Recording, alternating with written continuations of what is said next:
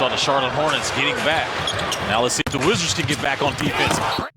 So the absolute first thing I wanted to do as soon as I came back to my apartment is talk about these Charlotte Hornets, because my lord, have they been on a tear. And I'm talking like seriously, they're on a tear. Now, I know if you look at the standings, yes, they are hovering around 500, if not 500 exactly, but it's not because of the whole season. Because since January 1st, they have been the best team, if not one of the best teams in the NBA, at least when it comes to the net rating. And they are beyond positive when it comes to their game since January 1st of 2026. And if you look back, just this offseason, we were talking about how more likely than not, LaMelo Ball was going to get traded from the Charlotte Hornets by the end of the trade deadline. Now, why did we get to that point? Well, it was because he was so inefficient. They've had so many years, ever since 2020 when they drafted them now, 6 years ago, they've had so many years of him being like the main guy of the team, just not being efficient, not leading to real wins.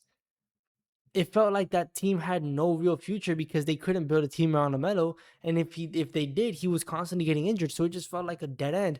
And at some point, he was in the same rumors as John Moran, Trae Young. He was that third guy who was probably going to get traded. And yet here we are, March 17th of 2026. The Charlotte Hornets have been winning basketball games, like real basketball games. And I'm not talking about decent teams, I'm talking about real NBA teams.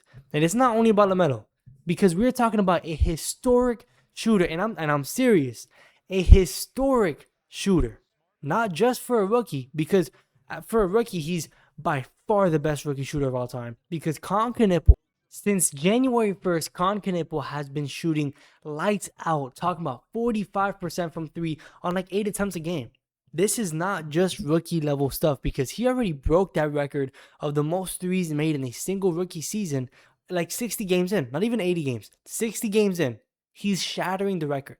Lights out. When LaMelo Ball, Con Knipple, and Brandon Miller are on the court, they're one of the best offensive systems in the NBA. And you would think that LaMelo Ball at this point, his efficiency would have went up, and honestly, it has not. You see the stats.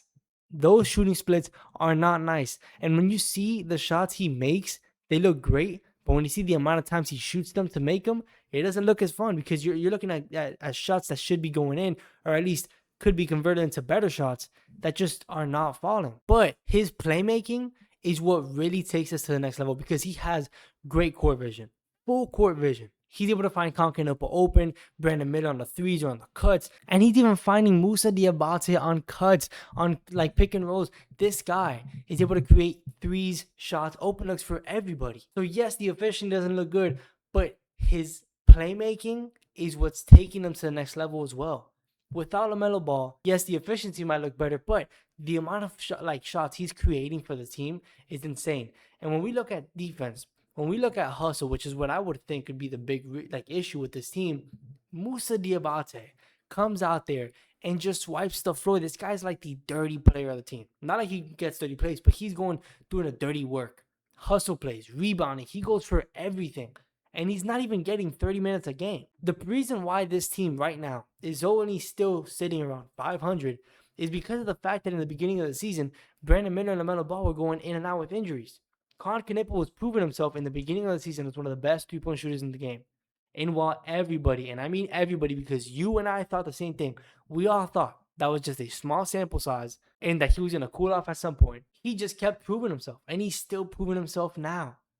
Like I said earlier in the video, this is not a good rookie season. This is a historic three-point shooting season from the kid. And when you look at how good offensively they've been in the past couple of weeks, it is just insane. So like I said, I really thought this team could have been a pretty good offensive team and just a horribly defensive team, but they have not been that bad at all.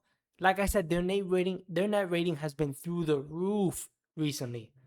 By far one of the best net ratings you see when you have their main 5 players on the court. Now, I'm not one for on-off numbers. I'm not the biggest when it comes to like plus minus. But when it comes playoff time, on-off numbers kind of matter. The best players on the court end up staying on the court for the majority of the game. And when you get the on-off numbers of their best 5 players on the court, you are rivaling. No, scratch that. You are peaking over the best 5-man lineups in the game. Like I said, and I said this in the other video too, this is not a team that I'm gonna expect to get past the second round, but they're gonna give you a hard time getting out the first round. Because if any of these players keep up their shooting streaks, if they keep up the defense that they put through, Yes, they still gotta adjust to playoff basketball, but my God, this team really can. They have a couple games left, but if the pieces kind of align the way they can, the Charlotte Hornets might just go straight into the playoffs without even having to go into the play-in. And if they go in the play-in, they're gonna be my favorite team to come out of the play-in because they're in the weak Eastern Conference. If they were in the West, it's a different story. But in the East, there's room.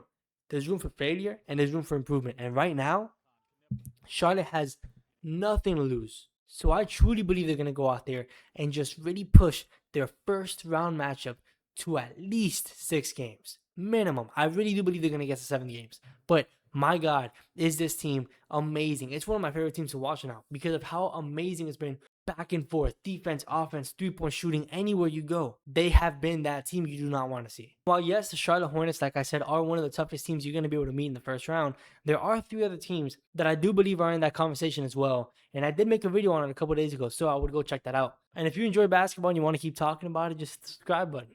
I'm talking about it every week, 3 times a week, more edits, more videos, more everything. Like the video if you enjoyed it. Comment down below what you think and what their season is going to be. More importantly, what's the Charlotte Hornets future going to be like in the next 5 years? Do you think it's going to build around LaMelo Ball? Do you think they're going to trade off and just fully commit to a Concacaf team?